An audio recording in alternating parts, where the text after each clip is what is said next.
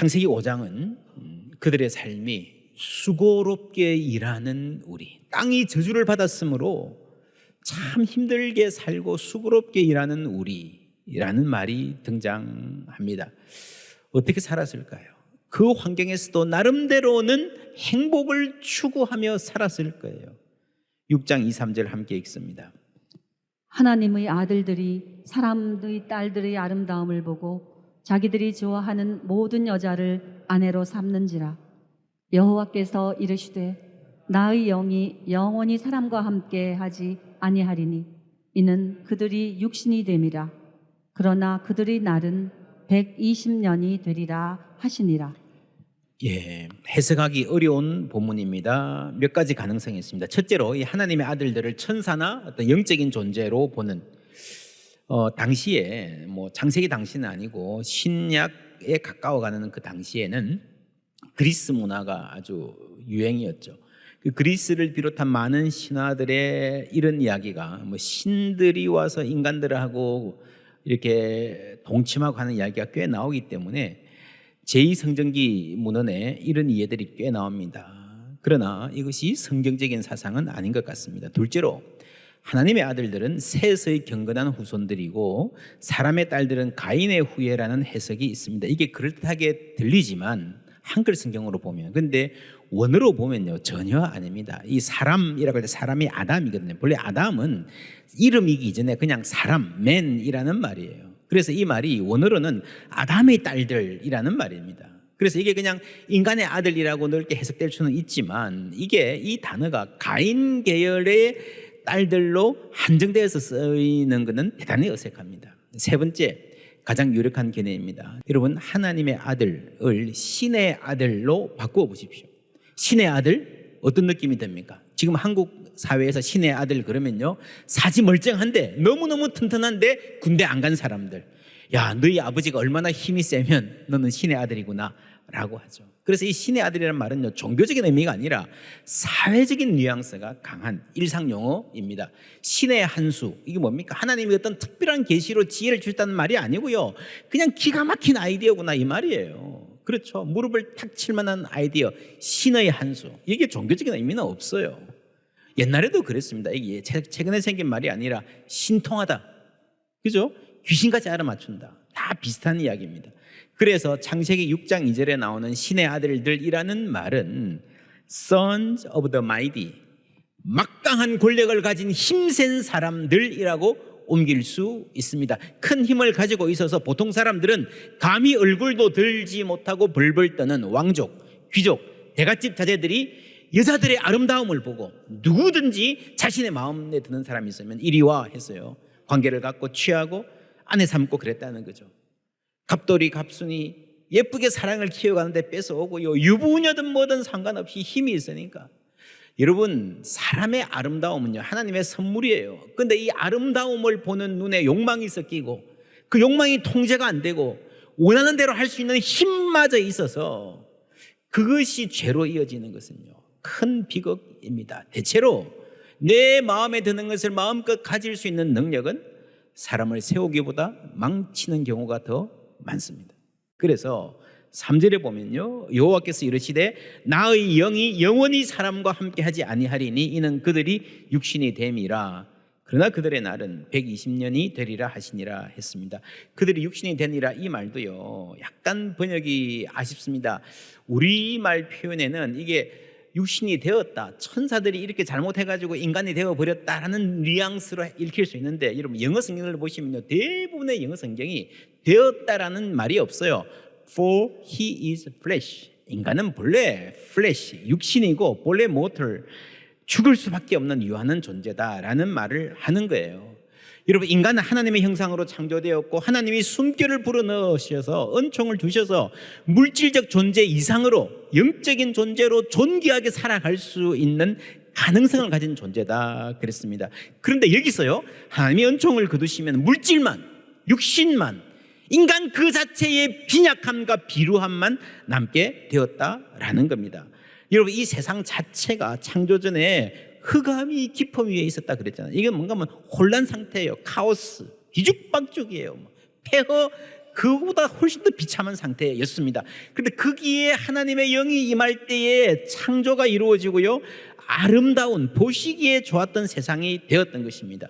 하나님의 영이 떠나면 다시 혼란의 상태로 돌아간다. 인간 역시 다시 육신적인 존재로 추락해서 살아가게 된다라는 말입니다. 지난주일에 그렇게 말했습니다. 에덴에서 쫓겨나고요, 하나님의 얼굴을 상실하고 그러면서 물질적인 존재로 서로를 물질처럼 대하는 그런 존재로 살아가게 되었다는 것입니다. 여러분, 그렇게 해서 잘 살 수 있을까요? 행복했을까요?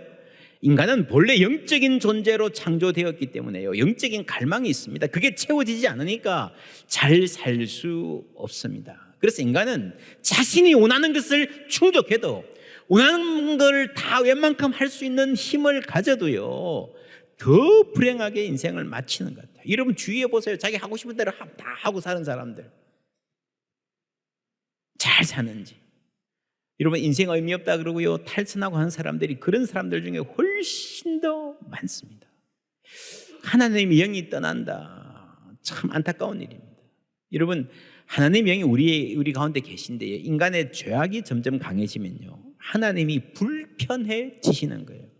부모님이 아들 집에 가 있습니다. 근데 그 아들 집이, 가정이 이렇게 오손도손 잘 사는 게 아니라 막 싸우고 언성 높이고 뭐 집어 던지고 뭐 깨어지는 소리 나고, 그럼 부모님이 마음이 편하겠습니까? 에베소서 4장 30절 말씀 함께 읽습니다. 하나님의 성령을 근심하게 하지 말라. 그 안에서 너희가 구원의 날까지 인치심을 받았느니라. 우리가 창세기의 말씀, 하나님의 영이 함께 있지 아니할 것이다, 이 말을 우리는 그리스도인들의 입장에서 읽을 수 있어야 됩니다. 이게 과거의 어떤 특정 시점의 사실에 뿌리를 두고 있지만 과거의 일 자체를 밝히는 것이 우리가 창세기에 있는 목적이 아니고, 오늘 우리가 어떤 상태에 있고 어떻게 살아야 할 것인가. 여러분, 그 안에서, 성령 안에서 너희가 구원의 날까지 인치심을 받았다. 인치셨기 때문에요, 성령은 우리와 함께 계신다는 겁니다. 떠나지 않으신다는 거예요. 그런데 성령이 우리와 함께 계신데 여러분, 근심할 때가 있습니다. 근심할 때. 내가 좀 부족해도, 내가 좀 청결하지 못해도, 아들 내외가 막 시끄럽게 부부싸움해도 부모가 당장 일어나서 집 나가버리지 않는 것처럼 성령은 우리 가운데 계십니다. 그러나 걱정하신다는. 데살로니가 전서 5장 19절에 성령을 소멸하지 말라 그랬습니다. 불을 꺼버린다는 거죠. 여러분, 성령이 계시지만 그리스도인들도 성령이 계시지 않은 것과 별 다를 바 없는 삶을 살 수 있습니다. 영적인 감각도 메마르고 예배에도 그냥 몸만 와 앉아있고 이웃을 불쌍히 여기는 마음도 없고 죄의식도 없고 부끄러운 일을 하고도 부끄러운 줄 모르고요. 성경은 너희 몸이 하나님의 성전인 줄 알지 못하느냐, 그렇게 말합니다. 바울사도가 언제 이런 말을 한지 아십니까? 음란에 대해서 경고할 때, 성적인 타락에 대해서 경고하면서 너희 몸을, 다른 죄는 몸 밖에 있지만 이 성적인 죄는 몸 안에 있다는 거죠. 여러분, 그래서요, 사람이요, 더러워지고 인간의 판단이 흐려지고 하나님과의 관계가 끊어지게 되는 겁니다. 다윗이 죄를 지었습니다. 간음 그리고 폭력. 여러분, 이 창세기 6장에 나오는 그 그대로입니다. 그대로 반복되는 거예요. 간음과 폭력, 그리고 회개했을 때에 다윗이 드렸던 기도, 시편 51편, 주의 성령을 거두지 마옵소서. 아는 거예요. 내가 죄짓고 음란하고 살인하고 사는 동안에 이전에는 그렇게 생생했던, 이전에는 그렇게 강력했던 성령의 임재가 희미해졌고 근심하고 계시고 불이 꺼졌다는 걸 자기가 아는 거예요. 죄로 인해서 성령의 함께 하심이 소멸된 삶의 피폐함 가운데서 드리는 기도입니다. 2절 말씀을 공동역으로 보시면 하나님의 아들들이 그 사람의 딸들을 보고 마음에 드는 대로 아리따운 여자를 골라 아내로 삼았다. 야훼께서는 세상이 사람의 죄악으로 가득 차고 사람마다 못된 생각만 하는 것을 보시고 왜 사람을 만들었던가 싶으시어 마음이 아프셨다. 야훼께서는 내가 지어낸 사람이지만 땅 위에서 쓸어버리리라. 공연히 사람을 만들었구나. 사람뿐 아니라 짐승과 땅 위를 기는 것과 공중의 새까지 모조리 없애버리리라. 공연히 만들었구나 하고 탄식하셨다. 그러나 노아만은 뭐라고요? 하나님의 마음에 들었다. 눈에 보이시죠? 사람들이요, 대부분의 사람들은 자신의 마음에 드는 대로 행하고 살았습니다. 권력이 있는 사람들은 훨씬 더 강하게 그렇게 했습니다. 그러나 노아는 하나님의 마음에 들었다. 분명한 대조가 되고 있습니다. 우리 성경에는 그러나 노아는 여호와께 은혜를 입었더라. 여러분, 이게요, 신구약 성경 통틀어서 우리가 은혜를 참 좋아하고 중요하게 생각하는데 은혜라는 말이 나오는 첫 번째 대목입니다. 근데 이 은혜가 뭔가 굉장히 쉽습니다. But Noah found favor in the eyes of the Lord. 하나님의 눈에 예쁘게 보였다는 거예요.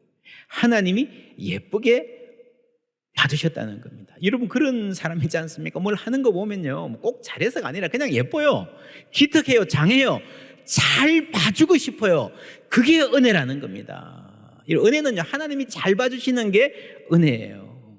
하나님 우리를 이쁘게 봐주기를 원하시는 하나님이신 줄 믿습니다. 그게 여러분 gracious God, 은혜의 하나님. 9절 10절 세 번역으로 함께 읽습니다. 노아의 역사는 이러하다. 노아는 그 당대에 의롭고 흠이 없는 사람이었다. 노아는 하나님과 동행하는 사람이었다. 노아는 셈과 함과 야벳 이렇게 세 아들을 두었다. 하나님이 보시니 세상이 썩었고 무법천지가 되어 있었다. 그럼 성경을 너무 지나치게 문자적으로만 읽으면 안 됩니다. 의롭다, 흠이 없다, 완벽한 사람 어디 있어요? 여러분, 노아도 실수 많이 했는데. 근데 여러분, 이거는요, 하나님이 이쁘게 봐주는 거예요. 하나님이 잘 봐주는 겁니다. 여러분 자녀가 어디 가서 남의 집에서 일을 한다든지 하면 가서 뭐라 그랬겠습니까? 우리 아들 잘해요, 이렇게 했습니까? 아니잖아요. 잘 봐주세요. 그렇죠? 그게 은혜예요. 그게. 여기서 노아가 의롭고 흠이 없다는 말은요, 대조하는 거예요. 이 세상은 당시에 무법천지인데 노아는 안 그랬다는 거죠. 모두가 자기 마음에 드는 대로 욕구대로 행하는데 노아는 달랐다는 겁니다. 완벽했다는 말이 아니고요. 노아가 하나님의 선택을 받기까지 무슨 대단한 일을 이루었다 하는 거 없습니다. 그죠? 하나님이 왜 노아를 선택하셨을까? 왜 하필 노아일까? 하나의 힌트가 있다면 노아는 하나님과 동행하는 사람이었다. 요것뿐입니다. 하나님과 동행하는 사람. 5장에 또 이 단어가 나옵니다. 5장 21절부터 함께 읽습니다. 에녹은 65세에 무두셀라를 낳았고 무두셀라를 낳은 후 300년을 하나님과 동행하며 자녀들을 낳았으며 그는 365세를 살았더라. 에녹이 하나님과 동행하더니 하나님이 그를 데려가심으로 세상에 있지 아니하였더라. 여러분 1000년 가까이 살았는데요, 그 사람이 직업이 뭔지, 어디 살았는지, 돈을 얼마나 벌었는지, 무슨 상을 받았는지, 무슨 기업을 일구었는지 없어요. 단 한마디, 그는 하나님과 동행하는 사람이었다. 이런 우리가 평생 살고 주님 앞에 갈 때에 이 세상에서 이런 이름을 얻었으면 좋겠습니다. 우리 할아버지는, 우리 어머니는 하나님과 동행하시는 분이었다. 여러분, 이 족보 전체의 핵심이 그거예요. 아담의 7대 손 에녹이 하나님과 동행했고 10대 손 노아가 하나님과 동행했고 그 사람이 하나님께 영광 돌리고 사람들에게 위로가 되었다 하는 이야기입니다. 데살로니가 전서 5장의 말씀 함께 읽습니다. 예수께서 우리를 위하여 죽으사 우리로 하여금 깨어 있든지 자든지 자기와 함께 살게 하려 하셨느니라. 그러므로 피차 권면하고 더 서로 덕을 세우기를 너희가 하는 것 같이 하라. 예수님이 우리를 위해 죽으신 것은요, 함께 살기 위함입니다. 깨어 있든지 자든지 두 가지 의미가 있다 그랬죠. 뭡니까? 우리가 밤이나 낮이나 그러나 또 하나는요, 이게 잔다라는 말은 죽는다는 말이에요. 내가 의식이 있고 깨어있는 이 순간이나 내가 이 세상 떠나든지 언제나 하나님과 함께 한다.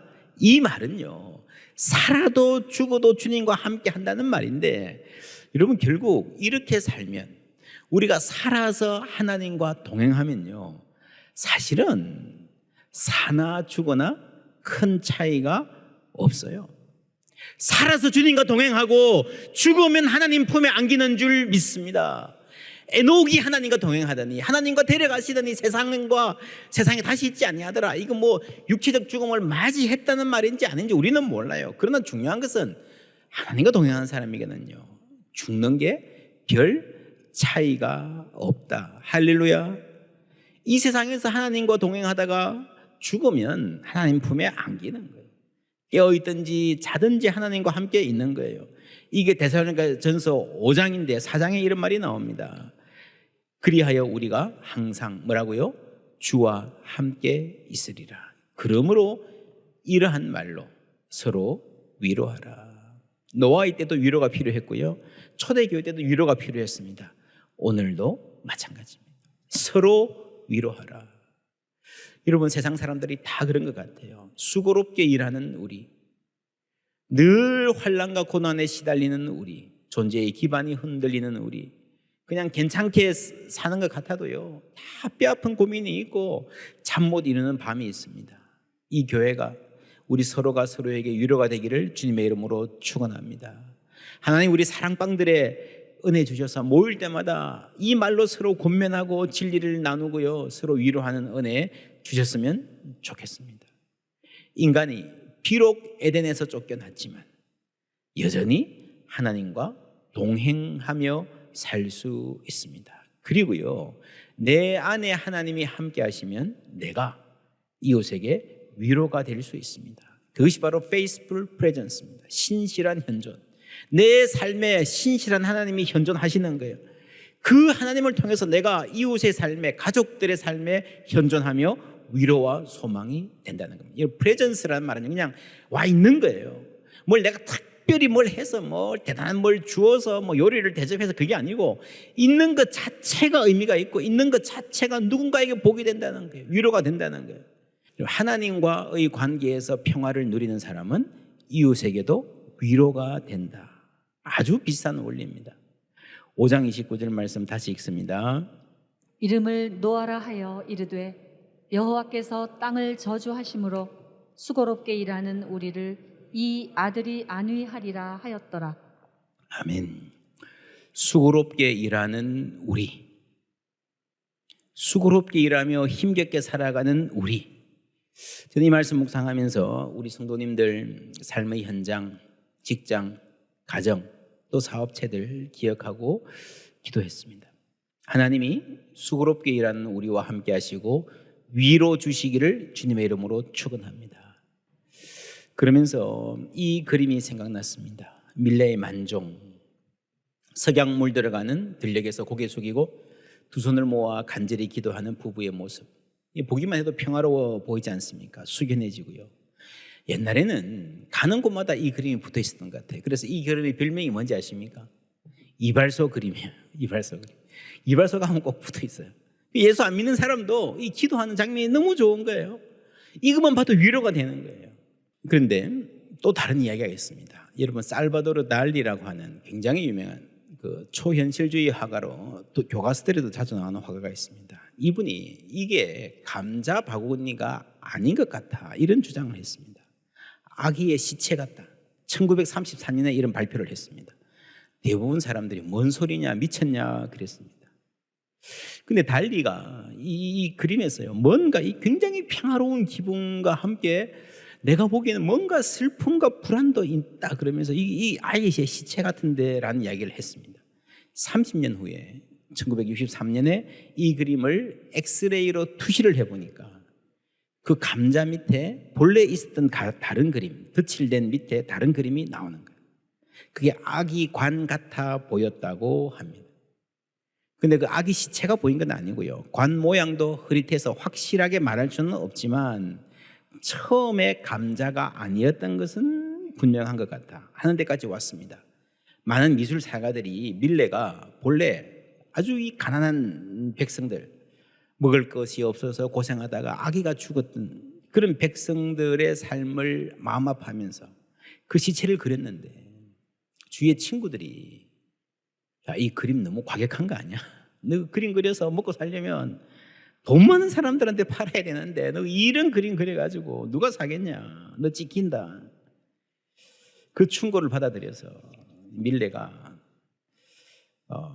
감자로 바꾸었다라는 설명이 있습니다. 만약 그렇다면요, 밀레는 the mighty, 힘센 사람들, 권력자들이 자기들 마음대로 행하는 세상에서 고통받는 불쌍한 백성들을 위해서 그림을 통해서 고발하고 싶었던 것이라 할 수 있습니다. 만약에 그렇다면 더 놀라운 것은 이 사회의 불의와 폭력성을 고발하는 이 그림에 놀라운 평화가 깃들여져 있다는 사실입니다. 여러분, 이 그림이 마치 은혜의 종소리가 들리는 것 같지 않습니까? 그런 숙연함, 경외감이 있다는 것은 정말 놀랍고 신비한 일입니다. 우리가 주로 사회의 불의를 고발하면서 정의를 외치는 목소리를 들을 때요, 대부분 그 안에 쓴맛이 있습니다. 정제되지 않은 분노, 그 안에 자기 상처가 있습니다. 때로는요, 들어보면 말은 맞아요. 그런데 기분이 나쁩니다. 듣기 싫어요. 태도가 아닌 거예요. 거기에 자기 의가 있기 때문입니다. 여러분, 교회는 그걸 배우는 겁니다. 옳은 말 하는 게 아니고요, 여러분, 옳은 말은 세상에 많아요. 그 옳은 말을 사랑으로, 겸손과 온유로 말하고 행할 수 있는 겁니다. 그걸 배워야 돼요. 그럼 어떻게 배웁니까? 노력합시다. 좀 도움은 되지만 여러분, 그게 쉽지 않습니다. 겸손과 온유 몰라서 못합니까? 은혜가 있어야 될 줄 압니다. 여러분, 사람이요, 은혜가 메마르면 까칠해집니다. 그 까칠함에 누가 상처받습니까? 나하고 가까운 사람. 그렇죠? 그리고 자기 자신이에요, 자기 자신. 그래서 맞는 말을 해도 상처 주며 사는 거예요. 여러분, 노아가 위로의 사람이 될 수 있었던 것은 하나님의 은혜가 있었기 때문인 줄 믿습니다. 하나님의 은혜가 있으면요, 가정도 달라질 수 있고 교회도 달라지게 됩니다.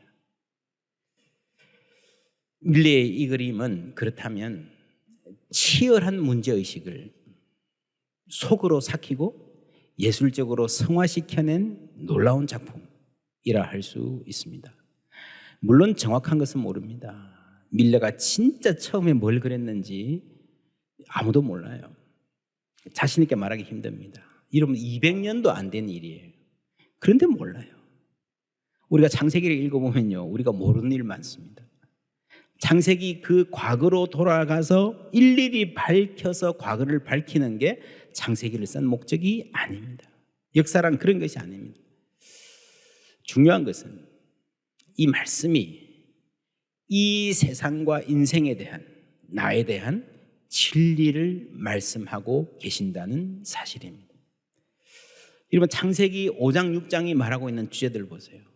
강한 사람들의 폭력성, 그로 인해서 깨어진 세상, 힘겨운 살림살이 고통받는 사람들, 수고롭게 일해야 겨우 살아갈 수 있는 일상. 그러나 그럼에도 불구하고 이 힘겨운 일상 위에 은총의 종소리가 울려 퍼지고 우리는 고개 숙여 감사의 기도를 드릴 수 있다는 사실입니다. 하나님의 위로는, 소망은, 그 하나님의 형상은 이 깨어진 세상에서도 여전히 함께 하시는 줄 믿습니다. 그 은혜의 사람, 하나님의 위로를 아는 사람 되시기를 주님의 이름으로 축원합니다.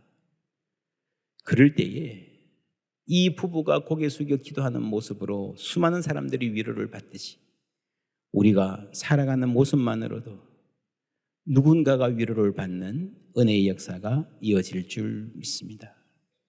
그렇게 살아갈 때에 우리는 이 땅에서 하나님과 동행하고 이 세상 끝날 때에 기쁨으로 주님 품에 안기는 복된 인생 될 줄 믿습니다.